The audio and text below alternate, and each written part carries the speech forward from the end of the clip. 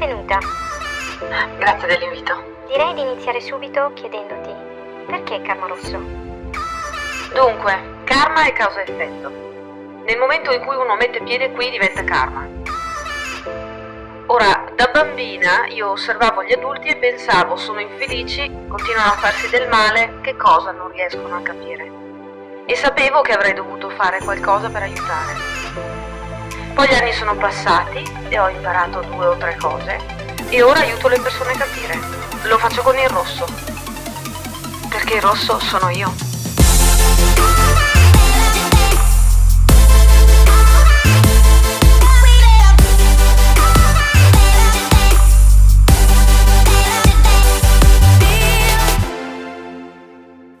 Benvenuti o bentornati amici, qui è Karma Rosso.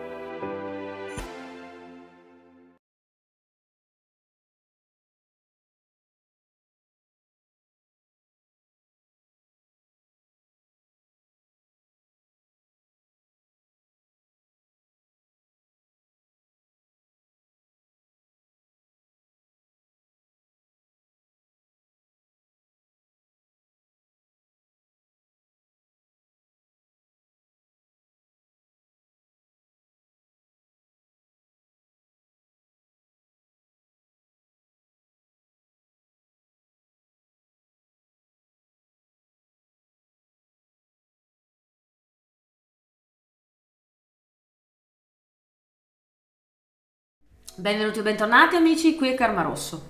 Questa è una lettura che riguarda le dipendenze e tutti prima o poi nella vita ne abbiamo sperimentato. So che la parola dipendenza inganna in molti perché di solito si pensa, no? Si corre con la mente a dipendenza da alcol, dipendenza da droghe, dipendenza anche da sesso o addirittura la dipendenza affettiva che va tanto di moda come definizione ultimamente. Però ce ne sono molte di più di dipendenze. Perché? Perché bisogna andare un po' alla base di quella che è l'idea di dipendenza. Cerchiamo di definirla molto brevemente, ricordandoci che qui non stiamo parlando di scienza e quindi dobbiamo mantenere, voglio dire, l'argomento comprensibile e semplice per tutti. La dipendenza è un sistema di cooperazione, è un sistema di cooperazione con la realtà. Quando noi ci sentiamo deboli, mettiamo in atto dei metodi per sopravvivere. Questi metodi non sono messi in atto dal nostro ragionamento logico, ma dal nostro istinto. Che niente si inventa se non quello che sono le direttive generali per come il nostro cervello e tutto il sistema nervoso è costruito. Siamo mammiferi, per cui il tipo di risposte è abbastanza limitato nonostante siamo tutti diversi e di solito quello che accade è quando mi sento debole davanti a una situazione cerco di anestetizzare il mio dolore come prima risposta. Ecco che allora si sviluppano le dipendenze, cioè sposto l'attenzione da quello che è il mio problema diretto, con quella che considero una difficoltà insormontabile, e la metto su qualcosa che mi dà l'impressione di poter controllare questa mia difficoltà e insufficienza e mi dà anche dei piccoli doni, dei piccoli, come possiamo dire, sì, sono delle dosi proprio di droga alla fine, no? Per il nostro sistema nervoso, delle piccole sensazioni di piacere che mi sollevano da questo profondo senso di lacerazione interiore secondo cui io sono inadatto a stare al mondo, non ce la faccio, tutto è più forte di me. Quindi la dipendenza da fumo trova spazio in questo, la dipendenza da dolci trova spazio in questo. Ce ne sono 1000 tipologie che magari stando qui a livello logico razionale possiamo dedurre, ma come dicevo ce ne sono tantissime che passano inosservate perché pensiamo che sia il nostro carattere, pensiamo che sia normale, oppure proprio non ci rendiamo conto che in realtà quel nostro atteggiamento sta a dimostrare quale parte di noi continua a portare avanti e a nutrire una certa tossicità, no? Quindi abbiamo 4 scelte, ovviamente come sempre sono generali queste letture per cui cercherò di raggruppare più situazioni possibili in uno stesso gruppo, speriamo di accontentare tutti quanti.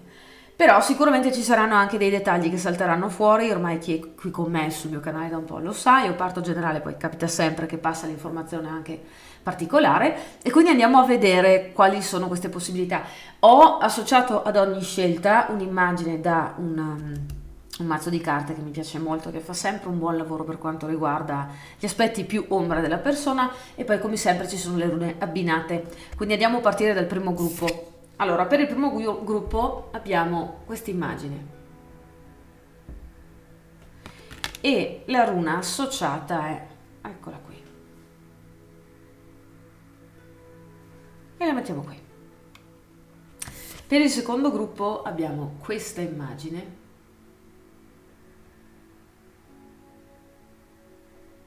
la mettiamo qui e andiamo a vedere la runa, eccola qui. Per il terzo gruppo abbiamo questa immagine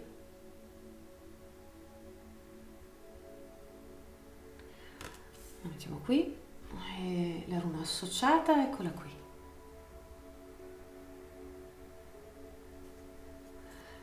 Per il quarto gruppo infine abbiamo questa immagine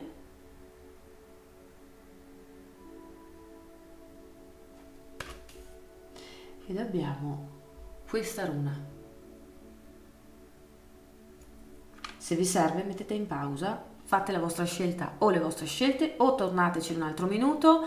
Vi dico sempre che le mie letture sono temporali, ci saranno dei momenti in cui sentirete il bisogno di tornarci su, ok?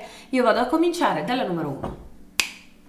Dunque, gruppo numero 1, useremo 2 o 3 mazzi e andremo a vedere in particolare qual è la vostra dipendenza, da dove si origina e come si può guarirla.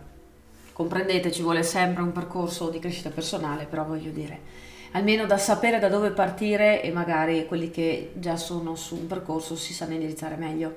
Allora, c'è una situazione qui che probabilmente potrebbe avere a che fare con effetti collaterali, ovvero sensazioni fisiche molto precise, probabilmente nella zona dell'apparato intestinale o anche genitale. Ho questa sensazione che ghiandole, tessuti molli, infiammazioni con queste parti sono abbastanza normali nel vostro corpo, quindi quello potrebbe essere il sintomo che c'è un'energia dentro di voi che non va, che crea ovviamente una serie di sintomatologie fisiche, però ha anche chiari segni per quanto riguarda poi quello che è l'aspetto della dipendenza, quindi che tipo di sistema di cooperazione siete arrivati a generare per darvi l'impressione di farcela meglio. Quindi andiamo a vedere qual è la vostra dipendenza. Per il gruppo numero 1, eccola qua subito, qual è la dipendenza?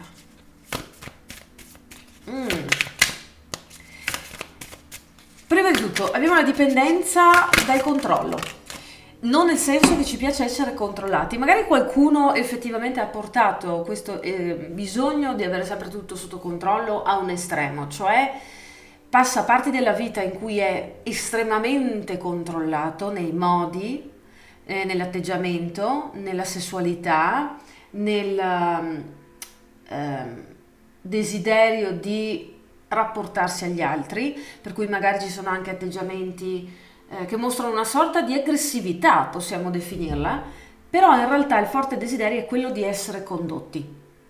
Per cui ci possono essere momenti della vita in cui poi vi lasciate guidare e magari vi fate fregare da qualcuno che passa di lì con cattive intenzioni, oppure quando si tratta di fare affari non riuscite a gestire bene le emozioni, quindi la vostra parte razionale va ad indebolirsi e sembra che perdiate questa grande lucidità che di solito vi contraddistingue e su cui magari fate appoggio anche con una certa fiducia, per cui ci sono dei momenti in cui mi viene da dire si sperimenta una sorta di ambivalenza. Questi sono i sintomi, ok?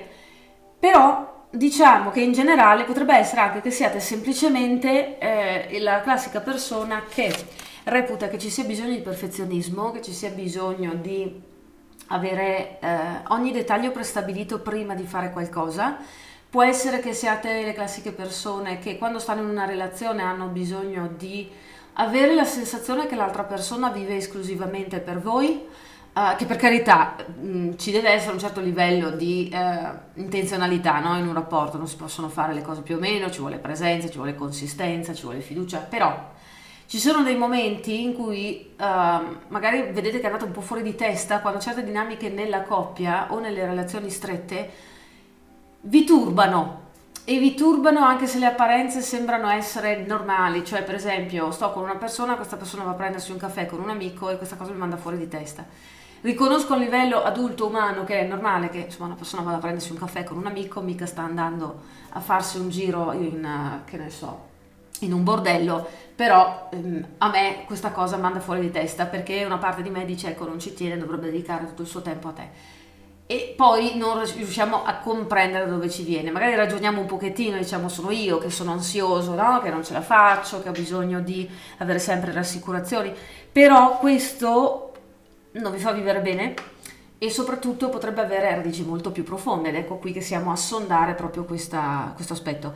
E vi posso dire, notate come magari ci siano delle parti di voi che hanno bisogno anche di controllare il vostro spazio a livello fisico, quindi magari prima di entrare in una nuova avventura o in un nuovo luogo di lavoro o fare una strada diversa in macchina o riordinare casa, cose di questo tipo, nella vostra testa c'è già una sensazione fissa di come le cose dovrebbero essere e di come volete gestirle e tendete a farle piegare in una certa maniera, quindi a rimuginare molto prima di fare qualcosa, a farvi prendere dall'ansia quando le cose non sono esattamente come volete o dalla rabbia quando notate che le persone intorno a voi non rispettano, per esempio, un ordine che voi avete prestabilito. Io sto parlando di situazioni ovviamente in cui non succede nulla se questo ordine e pre-rigore viene rispettato, ok? Non sto parlando, che ne so, di vivere in un ufficio dove c'è un disordine totale e sono tutti un branco di fancazzisti e nessuno vuole fare la sua parte, ok? Quindi attenzione se c'è questa tendenza a volere le cose a modo vostro, perché quella è una forma di dipendenza da controllo, l'ho definita io, nel senso che c'è una certa carica adrenalinica e non solo dentro il vostro sistema nervoso che si attiva quando si tratta di gestire, di controllare le cose, quindi vi dà una sensazione di forza, vi dà una sensazione di potenza rispetto all'inevitabile casualità e indiscriminatezza di certi avvenimenti nella vita, no? Quindi se notate questo, allora siete sul mazzo giusto. Ok, a volte ci sono anche forti problemi di comunicazione quando si tratta poi di interagire con gli altri e molto spesso magari ci dicono sì, ma vuoi le cose sempre a modo tuo. Può essere che questa frase vi faccia già scattare solo sentirvela dire. È normale che quando siamo persone che magari hanno avuto certe esperienze nella vita e hanno poca voglia di risperimentarle, sia perché non sono piacevoli, sia perché non c'è bisogno, perché già avete dedotto quello che dovevate dedurre, ma vi trovate con persone che sono su un altro passo, sono su un'altra frequenza o un'altra tipologia di comprensione della realtà, ovviamente avere intorno persone che per il loro atteggiamento e vi sembra vi riconducano a fare un passo indietro, il vostro sistema di autodifesa del controllo si attiva e quindi passa da 0 a 8000 nel tempo di un secondo ed ecco che la persona meno avvezza all'introspezione magari dice anche ecco vuoi sempre aver ragione tu quando noi cercavamo solo di evitare tutto un sistema di fastidi, però siccome innervato nel nostro sistema nervoso qui c'è la tendenza a reagire con controllo alle situazioni disdicevoli della vita, si può lavorarci, si può guarire, non tanto per far felici gli altri, che insomma ognuno deve riuscire a far felice se stesso, però tanto per vivere meglio le situazioni. Quindi se il controllo effettivamente è qualcosa che vi sembra prenda vita propria dentro di voi, eccoci qui a parlarne. Allora, avete in realtà grandi capacità di manifestare molte cose nella vita, non è che vi serve essere aggressivi per avere effettivamente successo, però purtroppo evidentemente le evenienze della vostra vita a questo vi hanno condotto. Attenzione, quando io dico cose di questo tipo non giustifico e non istigo e non, che ne so, offendo, sto solo dicendo le cose per quello che sono, sperando che con la capacità di guardarsi con occhio critico poi uno cominci a rendersi conto che non è fregato a vita, può sempre lavorare su se stesso, ok? Che non significa forzarsi, significa magari anche farsi aiutare, insomma, se le cose si fanno pesanti. Dunque, Da dove viene lo mettiamo a metà, ma eccoci qua. Pure. Allora, questa era la parte che spiegava.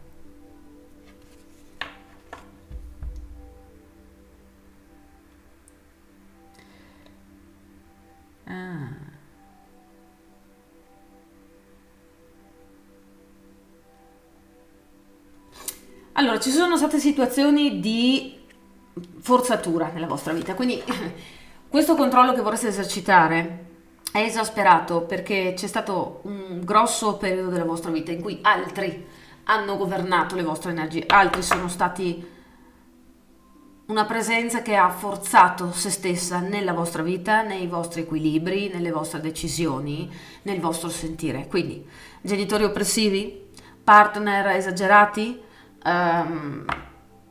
momenti difficili nella vita in cui abbiamo dovuto mandare giù tanti rospi, c'è un po' di tutto qui dentro. Quello che vedo è che voi avevate, diciamo, una sorta, non dico di percorso prestabilito, ma di idea molto chiara di quello che siete, quello che volete, e quando ci si è trovati davanti al fatto che o la situazione o una persona in particolare non ci permettevano cioè di fare a modo nostro, ecco che noi ci siamo incancreniti e abbiamo detto no, si fa così, perché io sono stufo di cercare di trovare una terza possibilità o avere sempre un piano B, quando in realtà io avevo già in mente come le cose potevano andare. Da una parte vi comprendo completamente, però attenzione a quelli che magari non riescono a scendere a compromessi con la realtà, cioè è vero che noi ci prefissiamo degli obiettivi e magari anche dei percorsi specifici attraverso cui raggiungere questi obiettivi, ma non è mica detto che sia la via migliore, non è mica detto che sia la via più semplice, non è mica detto che in quel momento sia disponibile come possibilità. E magari abbiamo anche scelto di fare percorsi ostici per riuscire a sviluppare certe abilità, anche se a noi lì per il percorso pare un po', voglio dire, una grande cavolata, no? Eppure siete arrivati a questo punto proprio perché la forzatura è sempre stata imposta a voi, quindi c'è una tendenza ora a dire no, guarda, prima di accettare qualunque compromesso, prima dico no, poi ci penso e forse mi viene voglia di vedere se ci sono vie alternative. Quindi tutto questo è colpa, diciamo, di situazioni anche esterne a voi, soprattutto esterne, con cui bisogna arrivare a un compromesso.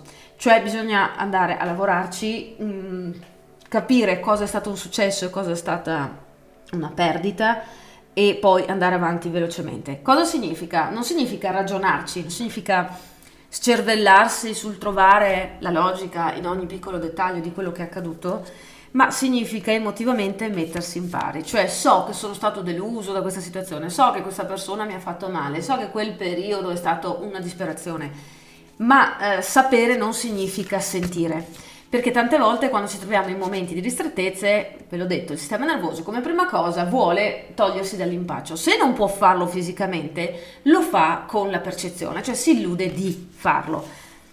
E come lo fa? Come crea questa illusione? Creando come prima risposta alla dissociazione, cioè porto la mia attenzione da tutt'altra parte. E poi questo diventa un modus operandi che seguiamo sempre, diventa parte di noi. Quando abbiamo un problema, la prima cosa che facciamo è guardare dall'altra parte. Ed ecco che i problemi si sommano. E poi arriviamo a un punto in cui non comprendiamo più cosa sta succedendo.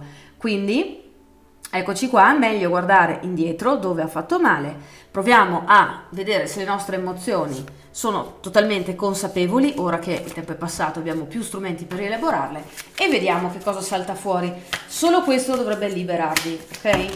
Andiamo a vedere, questo è il mio mazzo, di che cosa si parla qui. Sì, c'è bisogno di introspezione e guarigione, c'è bisogno di diventare i condottieri di noi stessi, quindi andare a portare giustizia al nostro passato con un atto di volontà diretto.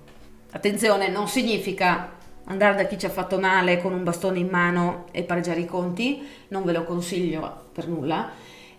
Significa smettere di trovare ragionamenti per uscire dalla prigione mentale che ci assale ogni volta che pensiamo al nostro passato e semplicemente accettare che ci siano dei momenti che ancora ci fanno male e sui quali ancora dobbiamo finire di piangere, perché solo questo può rivoluzionare la visione che abbiamo di quello che è accaduto. E con questo non intendo dire che quello che è accaduto non è quello che ricordiamo, ma che quello che ricordiamo potrebbe essere incompleto o limitato, perché al tempo avevamo una capacità di percezione e quindi comprensione, ora ne abbiamo un'altra. E quindi, eccolo qui, di nuovo la carta che torna. La comunicazione la dobbiamo aprire con noi stessi all'interno, più che all'esterno. Le cose le dobbiamo spiegare a noi, non agli altri. Se c'è del controllo che vogliamo esercitare, deve essere verso le nostre emozioni, non verso quelle degli altri. In poche parole, dobbiamo preoccuparci delle nostre reazioni interiori, non delle risposte e quindi le reazioni esteriori degli altri. Automaticamente le cose cambiano. E non sto qui a dirvi tutta quella tiritera tipica ora della moda New Age di cambia te stesso, così poi cambia l'esterno. Sì, chiaro, ma quello che dobbiamo fare è prenderci il tempo di soffrire, ok? Di soffrire con un senso di integrità, cioè essere presenti al nostro dispiacere, non sfuggire. Ci sono delle parti di voi che hanno bisogno di essere elaborate, molto semplicemente. Quindi lo sapete fare da soli, provateci. Lo volete fare con qualcuno che vi aiuta? Ci sono io e ci sono altre persone. Usate qualunque metodo, però mi raccomando, rendetevi conto che il desiderio di avere una forma di controllo sulla realtà significa che questo controllo interiormente percepiamo in realtà di non averlo e bisogna andare a lavorare su quello. Ok?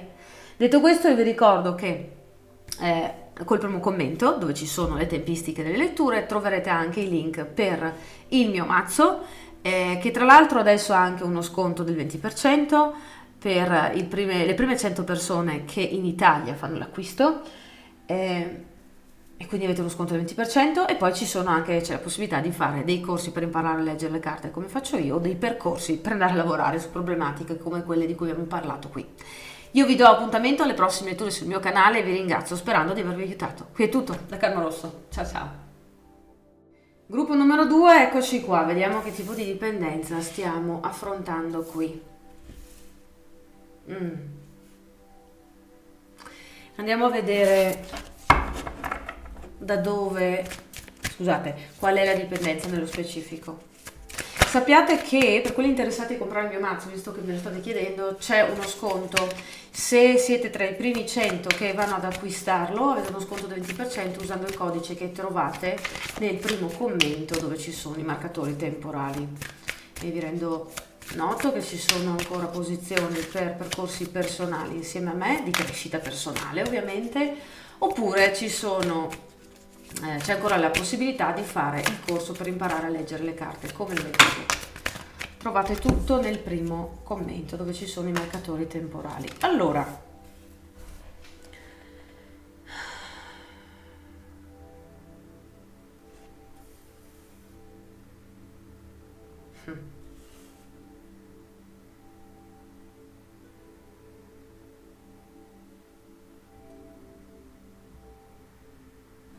interessante, ci sono vari spunti qui. Dunque, che tipo di dipendenza abbiamo qui? La dipendenza delle bugie, ok?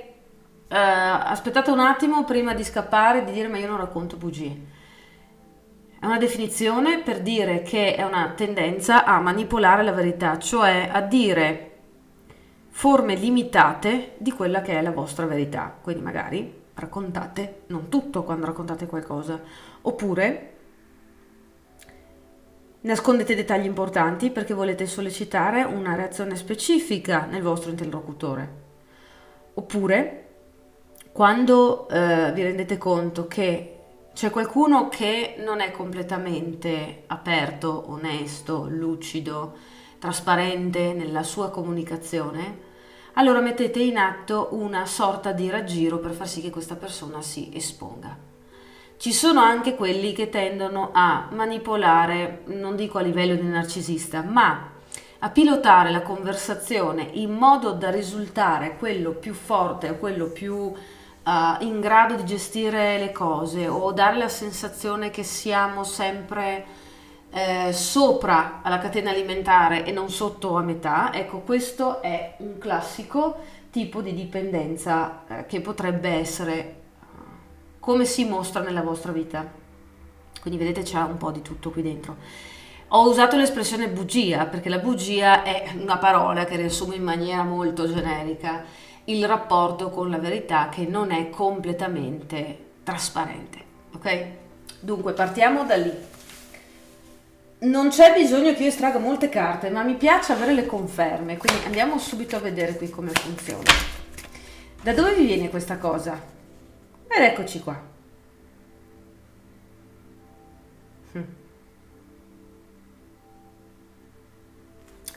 Avete dovuto trovare attenzione e riuscire a portare a casa quello che volevate fin da bambini, cercando di giocare un ruolo che non vi apparteneva, ma che doveva essere rispettato all'interno probabilmente dell'equilibrio familiare per riuscire a sopravvivere. Quindi, voglio quel giocattolo? Cerco, non lo so, la metto molto semplice, di farmi vedere triste o di dire con mal di pancia, perché ho notato che mamma e papà di solito quando faccio così mi danno quello che voglio. Oppure, sono in una famiglia molto numerosa e per avere attenzione devo magari, che ne so, fare qualcosa di brutto, così mi si fila con un interesse sincero, non importa se poi le piglio, no? Le prendo. Non importa, per me è attenzione, lì sento contatto profondo con le persone che si dovrebbero prendere cura di me, quindi creo confusione, creo fastidio a quelli che dovrebbero guardarmi sempre ed ecco che io vado a cambiare le cose, oppure manipolo la verità in modo che i miei genitori, che generalmente scaricano su di me tutte le loro frustrazioni, mi vedano come qualcuno che è molto remissivo, che è pronto a dire di sì, così io faccio il bravo bambino e poi tutto va bene. E se questi atteggiamenti in qualche maniera hanno portato avanti la loro presenza nella vostra vita, eccoci qui a fare questa lettura per dire che cosa? Che al tempo questo atteggiamento vi ha salvato la vita o vi ha dato l'impressione di essere davvero importanti per qualcuno. Quindi possiamo tranquillamente dire che hanno funzionato. Non funzionano ora perché non siamo più i figli di nessuno, nessuno ci deve nulla, viviamo in un mondo anche di persone che sono dei bambini diventati adulti, ma solo fisicamente, emotivamente no, e probabilmente mentalmente meno che meno, per cui queste nostre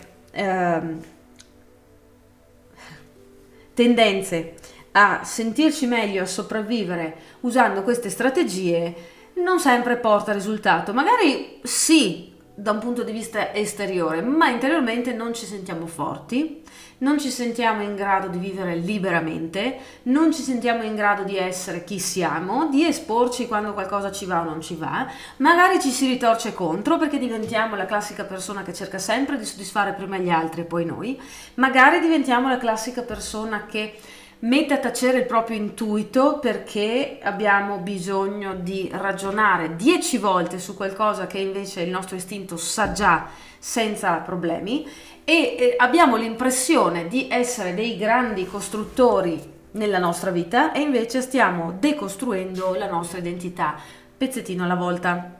Quindi questo è quello che ha originato l'atteggiamento che chiamiamo dipendenza ora nella nostra vita.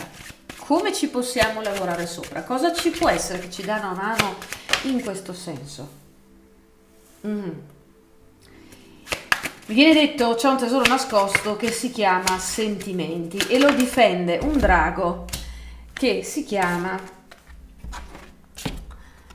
paura di chi sono. La paura di chi siete vi viene perché la paura di voi ce l'avevano le persone che si dovevano prendere cura di voi e non avevano paura di voi perché siete brutti e cattivi, ma avevano paura di voi perché avevano paura di non riuscire a gestire ciò che non hanno saputo gestire il loro tempo nella loro vita. Quindi quelli che si sono presi cura di voi erano anche loro dei bambini con le loro difficoltà ed ecco che non vi hanno insegnato l'introspezione, non vi hanno insegnato a rispettare voi stessi, non vi hanno insegnato la fedeltà alle proprie emozioni, che non significa agire di conseguenza al mio sentire, cioè se io conosco una persona e questa persona mi sta sulle scatole, non è che sono autorizzata ad andare a prenderla a pugni, non è questo che significa accettare, ascoltare e agire con le proprie emozioni, no. posso decidere piuttosto di non frequentare quella persona. Invece di farmi prendere dalla paura di rimanere sola a vita, posso fare magari 1 mese, 2 da sola, perché inizialmente non trovo persone simili a me, però poi sicuramente, inseguendo la mia natura, troverò persone compatibili, ok? Non vi è stata insegnata questa forza, che è la forza di essere chi sei. È molto semplice in realtà. Quando riuscirete a guarire questa parte vi renderete conto che non c'era niente di difficile a livello concettuale. Era tutta una lotta interiore, era la paura di essere chi siete, trasmessa dall'incapacità di essere chi siete quando avevate la fase della vita che invece avrebbe dovuto farvi vedere questo, quindi quando eravate piccini. Quindi qui abbiamo proprio il bisogno di rapportarci a noi stessi con maturità, cioè ammettendo che così non si può andare avanti. E quando si tratta di essere in certe situazioni bisogna investire in noi stessi, bisogna dire ok, di solito mi comporto raccontando mezza verità, adesso la racconto tutta. Ovviamente non vi sto dicendo di abbandonare il buonsenso, non vi sto dicendo di raccontare al vostro capo che avete già trovato lavoro da 3 settimane, che tra 1 settimana ve ne andate, se non se lo merita, ok? Non dovete dirgli in faccia guarda che mi fai schifo, spero che ti venga un colpo, ok? E questo va a rovinare la nostra possibilità di chiudere per esempio il lavoro senza troppe rogne. No, ma sto dicendo di rispondere con onestà verso noi stessi. Quando il capo, in momento di colloquio per andare a gestire la separazione, per esempio, no? il smettere di lavorare, possiamo dire semplicemente quando ci chiede come mai te ne vai, perché questo ambiente è tossico, possiamo dire, non mi piace questo ambiente, non mi ci trovo bene, ok? Non mi sembra che qui posso crescere. E quando dirà ma ingrato, ma come, ma su e giù, si dirà guarda, tu puoi avere la tua prospettiva, io ho la mia, ognuno ha la sua vita, tu guardi i tuoi interessi, io guardo i miei, concludiamola come 2 persone adulte, me ne vado, vedi, non sto facendo rogne, tu non farne a me. Questa è la capacità di gestire le nostre emozioni. Magari possiamo usare altre parole, magari possiamo usare altre strategie per vivere con le altre persone, ma quello che è la misura del benessere che abbiamo interiore è il fatto che quando troviamo sistemi per sopravvivere non ci gravano sulle spalle, viviamo bene. Quando invece ci rodiamo su qualcosa, allora quel qualcosa non funziona e va affrontato in maniera diversa, perché ci deve essere una nuova consapevolezza di noi. Qui si parla proprio di abbandonare, con il diavolo a testa in giù, la tossicità che noi stessi nutriamo dentro di noi e che crea questo effetto di labirinto dentro di noi, da cui non riusciamo a uscire, perché è infinito, perché la nostra mente, il nostro sistema nervoso sono fatti per farci sopravvivere. Trovano sistemi di sopravvivenza sulla breve durata, se ne infischiano nella lunga durata. La sopravvivenza non è pensare a vivere 30 anni, la sopravvivenza è pensare di superare i prossimi 2 minuti. E quindi rendetevi conto, ora che siete adulti, di quando attuate certi tipi di atteggiamenti, cosa ve lo fa fare ora, l'avete capito, e il primo passo da fare è smettere di portare avanti questo atteggiamento. Signori, ci vuole un atto di volontà, ok? Come tutte le cose nella vita, ma soprattutto in una situazione di questo tipo, bisogna essere in grado, perché decidiamo di farlo, di aprire la bocca, accettare le conseguenze, ma tutto sapendo che siamo rimasti fedeli a noi stessi. Questo lancia un messaggio molto chiaro al nostro sistema nervoso, cioè il sistema che è utilizzato fino adesso non va più bene, lo dobbiamo cambiare, in questa maniera mettiamo in moto le cose e troveremo altre soluzioni.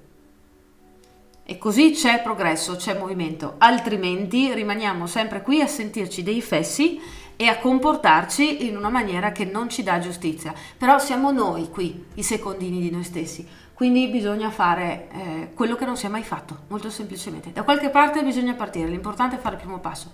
Ci si sbaglierà, quelle esperienze che dovevamo fare da bambini e che non ci sono state date la possibilità di fare, le faremo da adulti. Sempre meglio che non farle mai, no?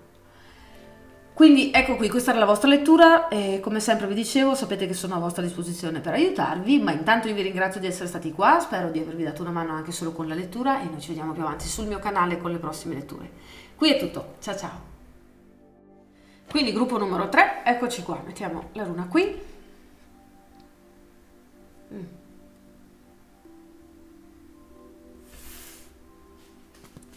Ok, andiamo a vedere qual è la vostra dipendenza. Qual è la dipendenza delle persone che stanno guardando questo gruppo? Che tipo di dipendenza hanno?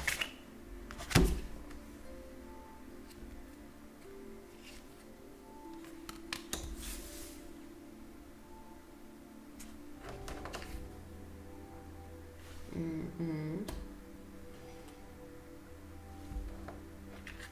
mm.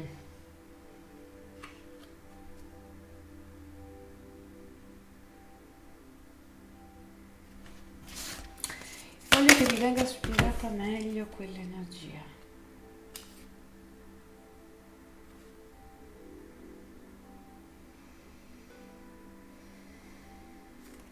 Mm.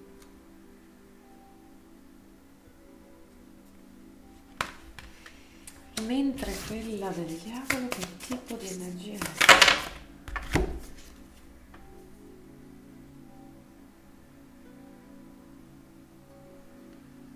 Ok, questa è una conferma bella e buona. Ok, dunque, magari qualcuno si arrabbia per quello che sto per dire, però io lo dico, perché lungi da me indorare la pillola quando stiamo cercando di migliorare qualcosa. La dipendenza la possiamo definire come dipendenza da religione o spiritualità. Non cambia molto e ora vi spiego perché. Dunque, ci sono molte persone in questo gruppo che hanno vissuto sicuramente dei momenti molto forti in cui si sono sentiti isolati o comunque hanno sperimentato la difficoltà di essere parte di una famiglia, di una tribù, di un gruppo, e questo li ha veramente fatti sentire soli, addirittura emarginati per alcuni di voi. Per cui il desiderio di far parte di un gruppo più grande c'è sempre stato.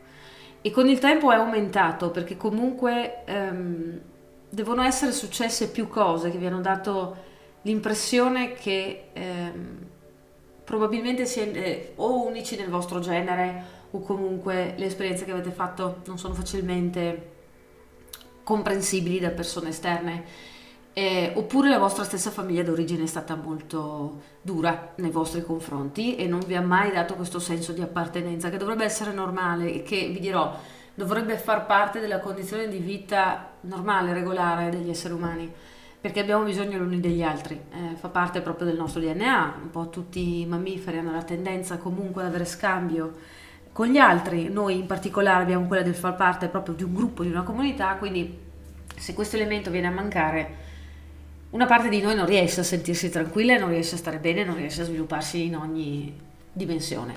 E questo è successo a voi. Quindi, cosa è successo poi in conseguenza a questo?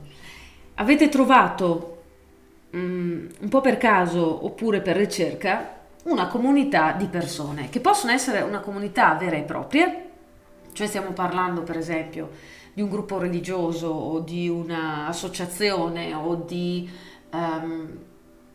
che ne so, una comunità dove di solito si va a meditare insieme, può essere un po' di tutto, religione e spiritualità qui cambiano poco, perché quello che rimane di importante è il concetto, cioè avete indirizzato tutte le vostre mancanze interiori, tutto il desiderio di far parte di una comunità, tutto il bisogno di essere parte di un gruppo, lo avete direzionato verso questo gruppo appunto a cui vi siete rivolti o che avete incrociato nel vostro percorso di vita, e avete dato a questo fiducia totale e diciamo anche avete dato via la vostra capacità di ragionare come individui indipendenti. C'è bisogno sempre di sentirsi rispecchiati in questa comunità o di far parte a tutti i costi di tutto quello che viene detto e condiviso all'interno di questo gruppo di persone. Perciò può essere che se seguite una religione, in generale, magari a volte siete quasi invasati per i concetti di questa religione e non riuscite a vedere e a distinguere diverse sfumature magari di energie che si presentano nella vostra vita perché avete questo filtro, no? Che vi fa vedere le cose in maniera molto rigida. Oppure pur di stare in un gruppo vi trovate a sacrificare aspetti della vostra vita e quindi della vostra personalità molto importanti. Come dicevo, primis, fra tutti abbiamo assolutamente l'avere la capacità di ragionare con il vostro sentire in maniera indipendente. Vedo che molti sono come anestetizzati, sono come assuefatti veramente, è il termine più adatto, e quindi anestetizzati, incapaci di sentire loro stessi in maniera, come diceva, indipendente.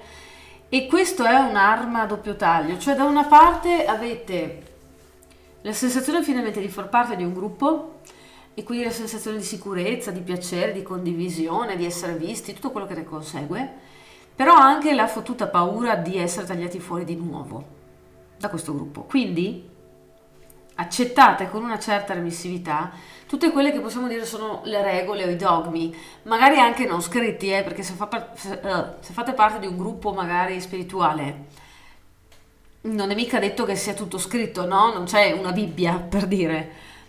Però, se parliamo ad esempio della comunità spirituale odierna, dove c'è un po' questa mania new hippie, come la chiamo io, dire per esempio che voi avete una visione particolare di come, che ne so, funziona la vita, l'incarnazione, l'energia, potrebbe costarvi l'avere un senso di perdere i binari, di avere la paura che magari non solo venite rifiutati dall'altra comunità, ma non compresi.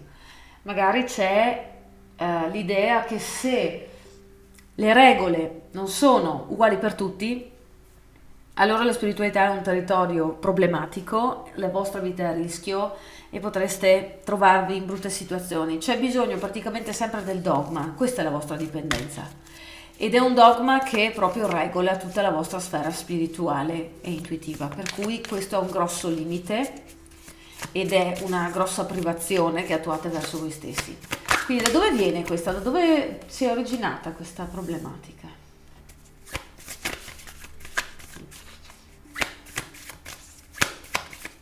Cosa ha originato questa predisposizione della persona a questo tipo di dipendenza?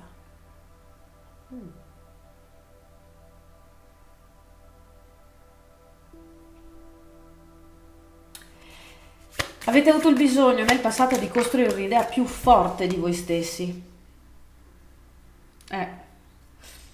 Più forte, più audace. Questo è il vostro ego che ha trovato una soluzione molto veloce ad un problema in particolare, cioè non me la so cavare. Come faccio? Come mi arrangio? Come posso sentirmi sicuro? Come posso avere una sensazione di saper governare l'energia della mia vita e cascare sempre in piedi? Beh, dovrei rifiutare tutto quello che l'essere soli comporta, cioè fare scelte individuali, per esempio, o accettare che ci possono essere vie poco belle su cui camminare per raggiungere i miei obiettivi. Forse dovrei adattarmi un po' di più a quello che viene considerato generalmente sicuro, o almeno è ampiamente condiviso da grandi quantità di umani, così questo dovrebbe darmi un'idea di quanto sicura è quella strada, no? Di quanto battuta sia, di quante persone sulla strada sono pronte a sostenermi. Quindi avete proprio sacrificato la vostra capacità, esatto, la vostra capacità di trovare le vostre risposte e avete buttato proprio la possibilità di trovare vie alternative. Quindi questo è un po' come, chi era che lo diceva? Locke? Non mi ricordo, adesso è passato tempo, che diceva che la società si basa sul sacrificio dei molti per il bene comune, cioè ciascuno dona, no? Dice di no una parte della propria individualità per il bene comune, però ha dei risvolti questo, cioè porta a dei cicli continui di problematiche che per essere superate devono andare contro il bene comune, ci deve essere più individualità.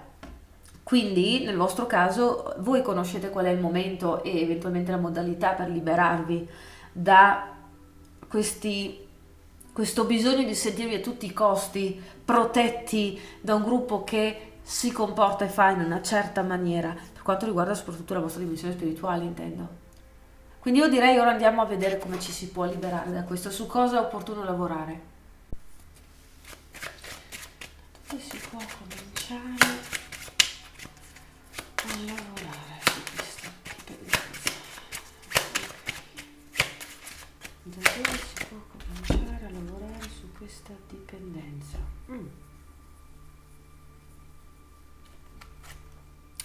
Sì, è un'immagine fantastica questa. Prima cosa, cominciamo a renderci conto di quanto sacrificio ci costa sacrificare appunto parti di noi pur di far funzionare, pur di tenere insieme i pezzi, pur di mandare avanti tutta la carretta, cioè quell'insieme di credenze che ci danno l'impressione che siamo al sicuro, che stiamo facendo la cosa giusta. Quindi tutto quello che comporta far parte di questo gruppo ci va bene totalmente? O c'è qualche parte di noi che stride? E dobbiamo raccontare a noi stessi, beh, non fa così male dopo tutto, beh, potrebbe essere un po' meglio, però insomma, evidentemente magari sono io che mi sbaglio, evidentemente questo significa far parte di un gruppo, evidentemente chi è a capo di questo gruppo è particolarmente intelligente, più bravo di me, più dotato di me. Gli altri sanno meglio, cioè quanto stiamo sacrificando anche della nostra essenza, del nostro modo di vedere, della nostra pura libertà di esplorare, no? La libertà anche di sbagliarsi. Dove la mettiamo quando mettiamo davanti il bisogno di stare a far parte di questo gruppo? Perché se ci rendiamo conto di quanto ci costa, allora cominciamo a renderci conto che il prezzo probabilmente è troppo alto e non fa parte di quello in cui vogliamo investire. Non siamo completamente convinti perché non siamo completamente pronti a dare via tutto quello che abbiamo, che è la nostra unicità, è veramente tutto quello che abbiamo, per avere questa illusione che va tutto bene se facciamo parte di questo gruppo. Esiste una terza via, ma fino a che non ci diamo la possibilità di esplorarla e conoscerla, rimarrà totalmente ignota. E noi continueremo ovviamente a sperimentare sempre solo un tipo di esperienza nella nostra vita. Quindi come liberarci da questa dipendenza? Guardandoci allo specchio ed ammettendo a noi stessi che sì, forse abbiamo trovato momentaneamente un gruppo, forse abbiamo avuto o ricevuto qualcosa da questo senso di comunità e gruppo, ma è il momento di superarlo, cioè di andare alla ricerca di chi siamo, perché comunque anche questo, essendo un sistema che ha a che fare con dogmi più o meno dichiarati, non possiamo esercitare la nostra libertà totale. E quindi questo è il modo di cominciare a vedere in che direzione stiamo andando. Vi ricordo che è possibile fare un corso per imparare a leggere le carte come faccio io, è possibile fare un percorso insieme per andare magari a lavorare su certi limiti che abbiamo, e vi ricordo anche che c'è uno sconto disponibile per i primi 100 che vanno a comprare il mio mazzo in area italiana, e trovate tutto questo attraverso dei link dove ci sono i marcatori temporali che vi hanno mandato qui su questa lettura, nel primo commento quindi del mio video, ok? Per tutto il resto io vi auguro il meglio, vi ringrazio di essere stati qui, mi auguro di essere stata d'aiuto e noi ci vediamo più avanti sul mio canale con le prossime letture. Ciao ciao! E quindi siamo qui con la scelta numero 4. Ok, la mettiamo qui da una parte, andiamo a vedere ora che cosa in realtà rappresenta questa dipendenza, che tipo di dipendenza è, poi andremo a vedere da dove viene, da dove si origina e infine come cominciare almeno ad avviare il processo di guarigione. Vi ricordo che per quelli che sono interessati a comprare il mio mazzo, che poi vedrete anche in questa lettura, per i primi 100 che acquistano sul territorio italiano il mazzo c'è uno sconto del 20% usando il codice che trovate nel primo commento sotto il video, dove ci sono i marcatori temporali e i link per fare un corso per imparare a leggere le carte come leggo io, oppure un percorso come percorso di guarigione personale. Dunque, andiamo a vedere qual è la vostra dipendenza. Qual è la vostra dipendenza? Che di dipendenza hanno le persone che sono in questo gruppo? Che tipo di dipendenza hanno le persone in questo gruppo? Che tipo di dipendenza hanno? Ok.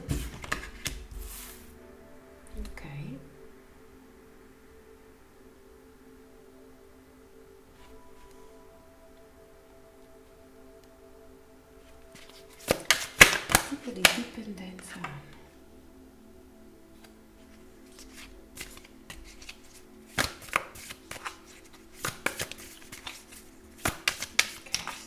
Che tipo di dipendenza hanno quelli in questo gruppo?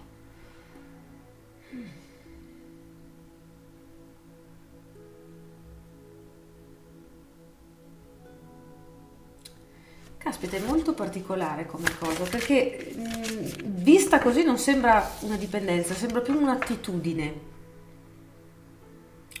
Però evidentemente, infatti qui sono tutte tre carte, evidentemente è una conseguenza di qualcosa che è stato vissuto, non processato e quindi ora è automatico per voi comportarvi in un certo modo.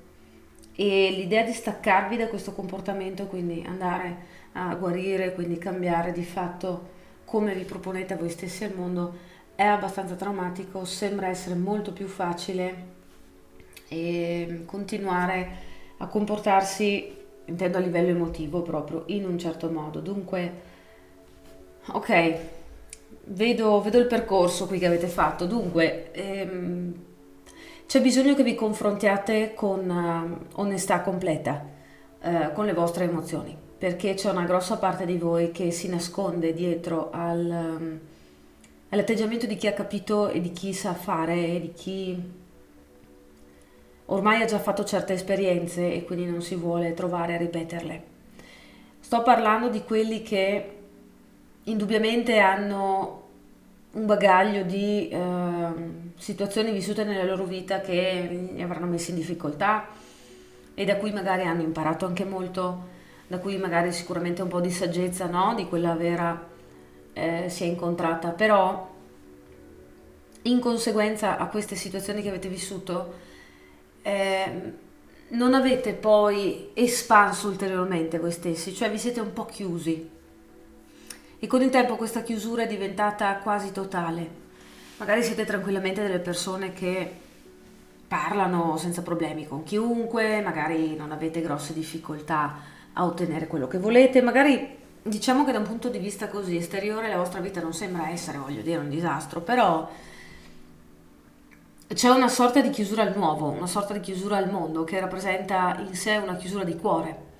È una chiusura data dalla forzata leadership della vostra mente, cioè il vostro corpo mentale sembra essere l'unico qui che si rapporta con l'esterno, mentre la parte emotiva si rapporta a malapena con se stessa interiormente. È come se diceste, beh, io ho raggiunto il mio equilibrio, non metto in discussione il mio nirvana per gli altri. Sembra essere una buona scelta, in realtà è un po' una sorta di bugia che vi raccontate, perché rapportarsi con il mondo esterno non significa dover mettere per forza in dubbio il nostro mondo interiore, significa però aprirlo, cioè metterci nella posizione di ampliare le nostre vedute mano a mano che facciamo nuove esperienze. E se queste nuove vedute poi con le loro deduzioni ci portano a dover mettere in discussione il modo sul quale abbiamo costruito il nostro senso di stabilità raggiunto fino a quel punto nella vita, questo potrebbe essere qualcosa che mette a disagio molti di quelli che stanno guardando questa lettura ed è un punto su cui non siete molto disposti a contrattare. Quindi nasce l'esigenza di dire no, beh, ho fatto abbastanza esperienze, ho raggiunto le mie ragioni interiori e non le voglio mettere in discussione. Quindi viene di conseguenza visto il mondo esterno come qualcosa di pericoloso con cui meglio non avere a che fare, quindi meglio non aprirsi in nessuna situazione. Questa però è una dipendenza, adesso capisco, una dipendenza da onnipotenza interiore, come dire, io come sistema funziono anche da solo, mi basto, sono autosufficiente. Ma l'essere autosufficiente è un miraggio molto spesso perché prima di tutto non fa parte della nostra natura. Ok? Abbiamo bisogno degli altri, poi che gli altri facciano schifo, generalizzare non ci aiuta.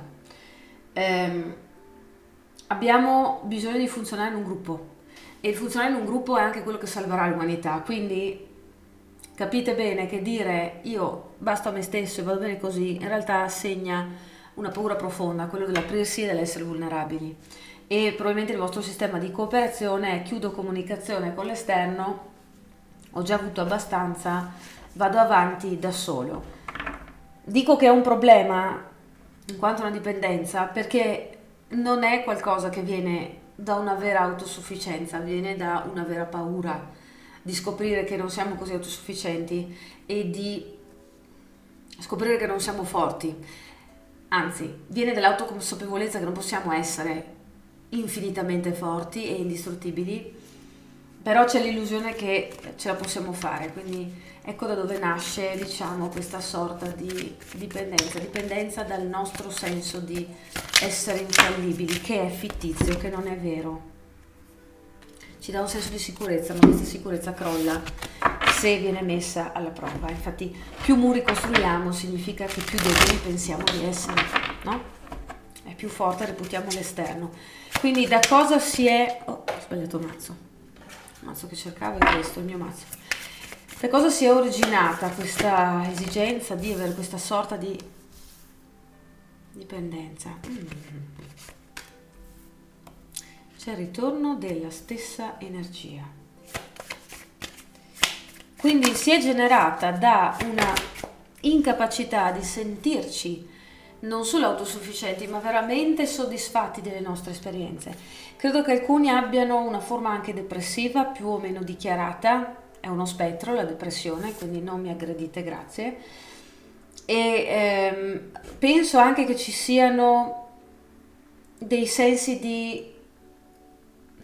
non è proprio inferiorità, è quasi inadeguatezza, cioè il terrore di scoprire che effettivamente non ce la possiamo fare, che c'è chi se la cava meglio, quindi se io evito di confrontarmi con gli altri sto bene qui. E mi viene mostrata l'immagine di chi gioca in squadra durante uno sport, no?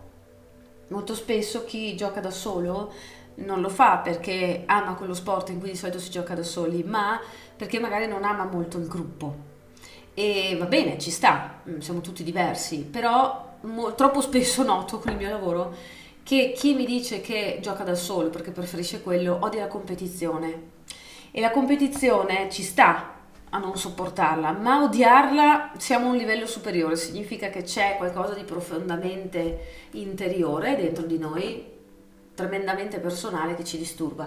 Quindi è una serie di ferite che avete accumulato o comunque di situazioni che vengono da anni fa, per intenderci, che vi hanno messo nella posizione di sentire che il mondo alla fine è un posto poco sicuro, meglio preoccuparci di più di noi stessi invece che utilizzare la nostra energia per aprirci verso l'esterno, dare alla nostra vita il carico di sforzarsi per cercare di creare ponti verso gli altri e quindi rischiare poi di trovarci a rivalutare le nostre scelte, trovarci a doverci ricostruire, trovarci a cercare altre possibilità.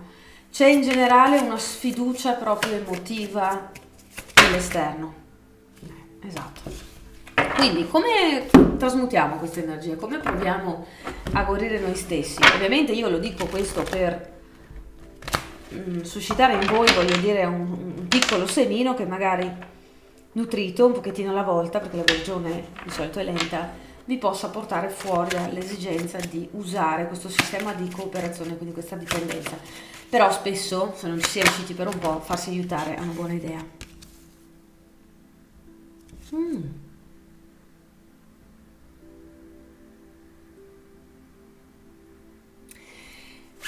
Il primo passo per uscire di qui è ricordarvi quali sono i vostri desideri.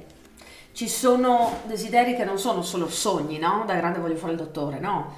Ci sono desideri che sono reali dentro di noi perché ci danno il senso di come ci vogliamo sentire.